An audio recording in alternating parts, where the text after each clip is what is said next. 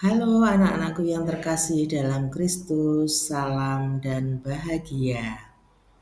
Hari ini kita berjumpa kembali dalam pembelajaran Pendidikan Agama Katolik kelas 9.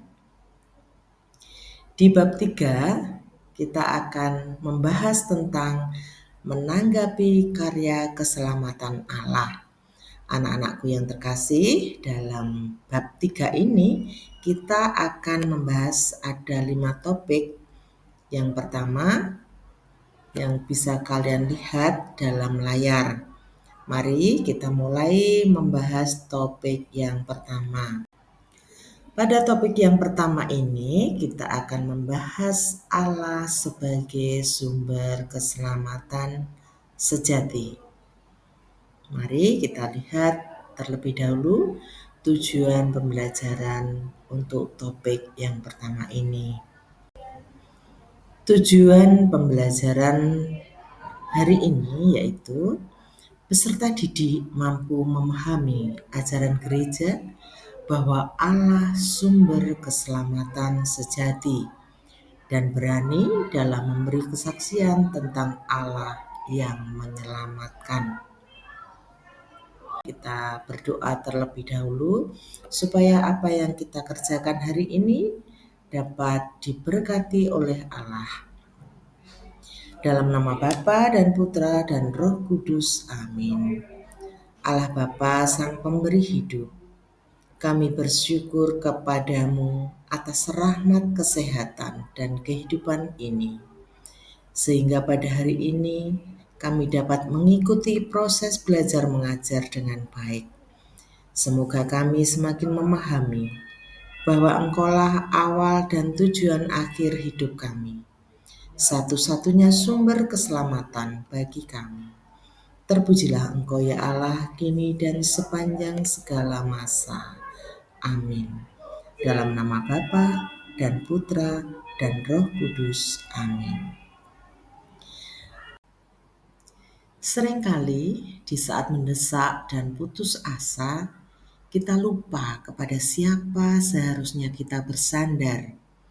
Kita cenderung mencari jalan pintas dan bersandar kepada hal-hal duniawi, seperti harta dan kekuasaan.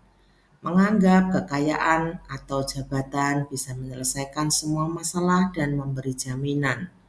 Kekuatan gaib menghalalkan segala cara termasuk bersekutu dengan kekuatan lain demi mencapai tujuan. Ilmu pengetahuan dan teknologi menganggap bahwa kemajuan sains bisa menjadi jawaban atas semua persoalan kita.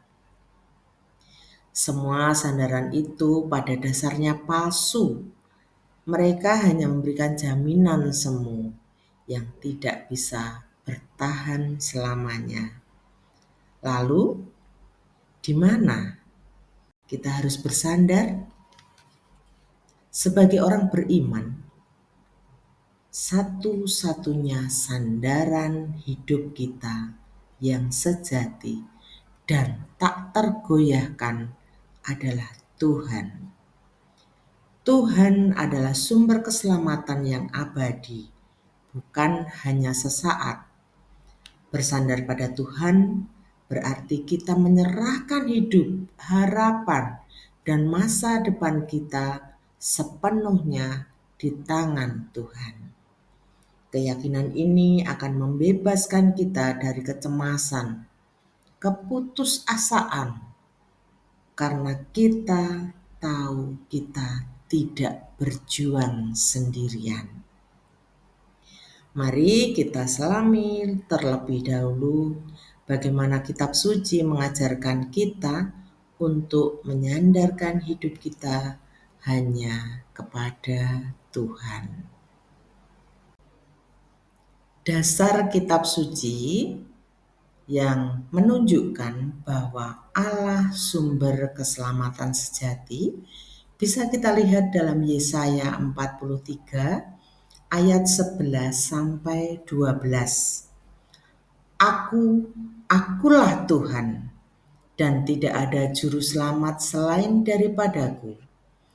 Akulah yang memberitahukan penyelamatan dan mengabarkan, dan bukannya Allah asing yang ada di antaramu. Kamulah saksi-saksiku.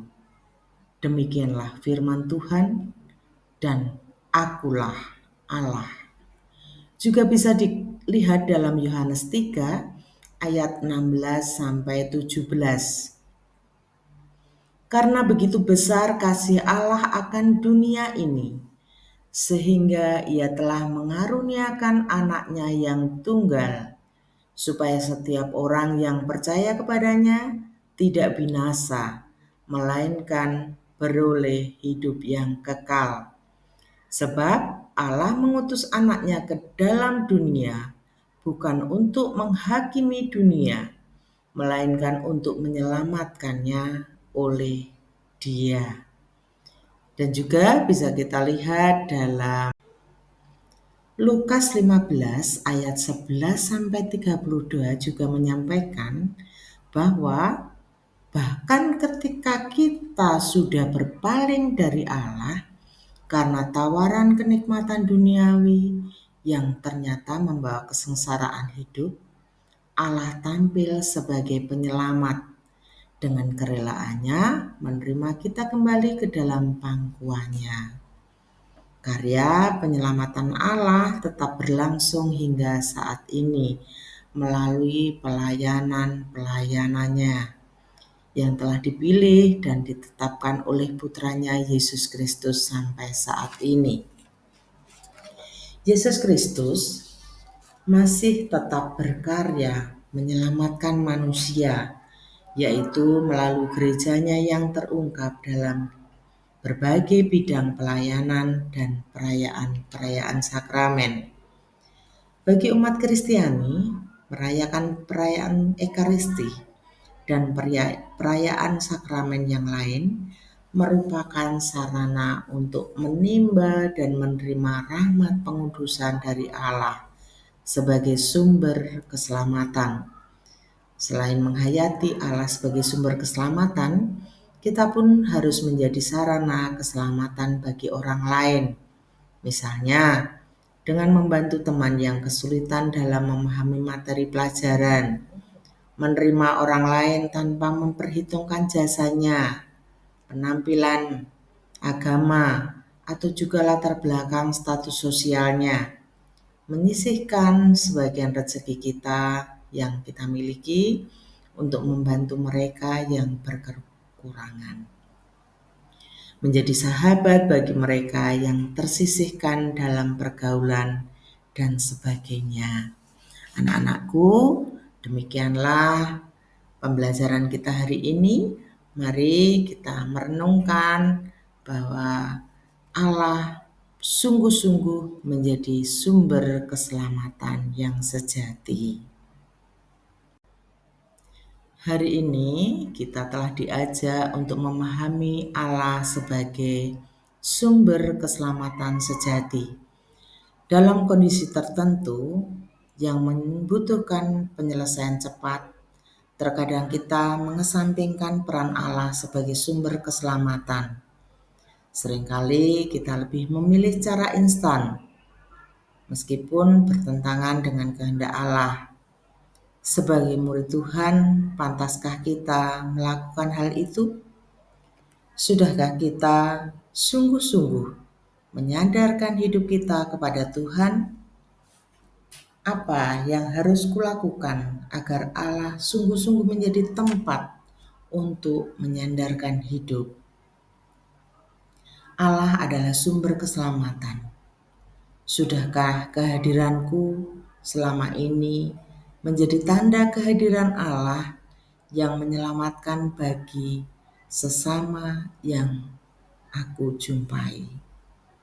Anak-anakku, marilah kita renungkan refleksi pada hari ini sebagai penutup kegiatan pembelajaran kita.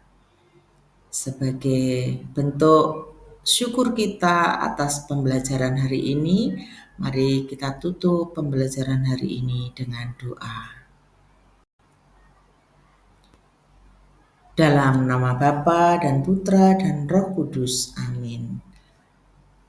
Allah sumber segala kehidupan, Engkau adalah Allah sejati, satu-satunya sumber keselamatan tempat kami berlindung dan menyandarkan hidup kami. Dampingilah perjalanan hidup kami, agar kami setia dengan menyelenggarakan karya keselamatan-Mu dan tidak mudah berpaling dari-Mu. Dengan perantaraan Kristus Tuhan dan Juru Selamat kami. Amin. Dalam nama Bapa dan Putra dan Roh Kudus. Amin. Terima kasih. Sampai berjumpa di topik berikutnya. Salam sehat, tetap semangat. Siap menyandarkan diri hanya kepada Tuhan. Tuhan memberkati.